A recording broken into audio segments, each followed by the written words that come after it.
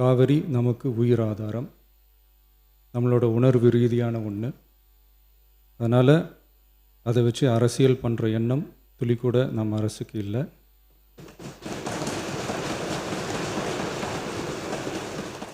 மேகதாது விவகாரத்தில் நாம் எல்லாரும் சேர்ந்து தான் தீர்மானம் போட்டோம். அதை நேர்முக கடிதமாக மாண்புமிகு பிரதமர் அவர்களுக்கும் அனுப்பி வச்சிருக்கிறோம். அதோடு நாம் அப்படியே இருந்துடல.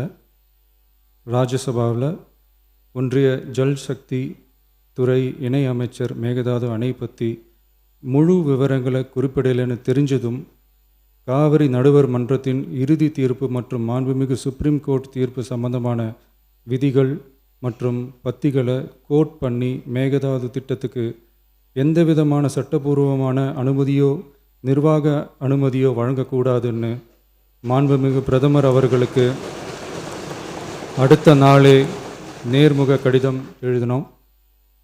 காவிரி நதிநீர் பங்கீட்லேயும் சரி, மேகதாது அணை கட்டுற முயற்சிகளை தடுக்கிறதுலையும் சரி, தமிழ்நாட்டோட உரிமையை நம்ம அரசு கொஞ்சம் கூட விட்டு தரவே தராது. அதுதான் நம்மளோட நிலைப்பாடும். அதே நேரத்தில் கர்நாடகாவில் சில அணைகள் கட்ட ஆரம்பித்ததை பற்றியும் இதே அவையில் 1969 ஒரு விவாதம் நடந்திருக்கு. அப்போது நீர்வளத்துறை அமைச்சராக இருந்தது யார்? அப்போ அணை கட்ட விட்டது ஏன்னு கேட்டு காவிரி விவகாரத்தை ரொம்ப கவனமாக கையாளணும். எந்த கட்சி ஆளுகிறது, எந்த கட்சிக்கு பெருமை, யாருக்கு பெருமைன்னெலாம் பார்க்கக்கூடாது, இது தமிழக மக்களுடைய பிரச்சனை அப்படின்னு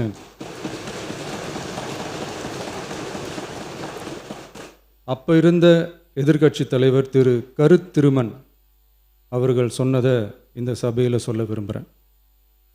காவிரி பிரச்சனையில் சம்பந்தப்பட்ட 2 மாநிலங்களும் ஒன்றிய அரசும் உட்கார்ந்து முடிவெடுக்கணும்னு 1969 இந்த சபையில் பேசியிருக்கிறாங்க. அதுக்கப்புறம் நிலைமை வேறு மாதிரியெல்லாம் போயிடுச்சுன்னும் நம்ம எல்லாருக்குமே தெரிஞ்சது தான். சட்டப்படி இந்த பிரச்சனையை அணுகிறதுல நாம் உறுதியாக இருக்கிறோம், அதில் மாற்றமே இல்லை. இருந்தாலும் ஒரு அட்டெம்ப்ட் எடுத்து பார்க்கலாம்னு தோணுனது தான் அந்த பெங்களூர் விசிட். அப்படி ஒரு விசிட் பற்றி ஃபஸ்ட்டு யோசித்து கேட்டதும் நான் தான். நாம் பெங்களூர் போக நினச்சதை பற்றி பல ஒப்பீனியன்ஸ் வந்துச்சு.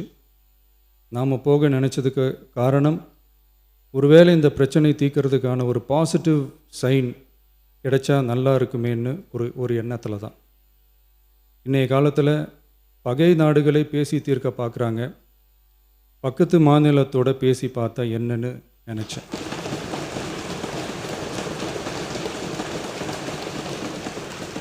அதனால தான் அப்படி ஒரு அட்டெம்ப்ட் எடுக்க நான் ட்ரை பண்ணோம்.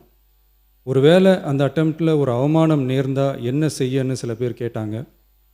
அப்படி நடந்தால் தமிழ்நாட்டு மக்களுக்காக அதையும் தாங்க தயாராக தான் இருக்கேன்.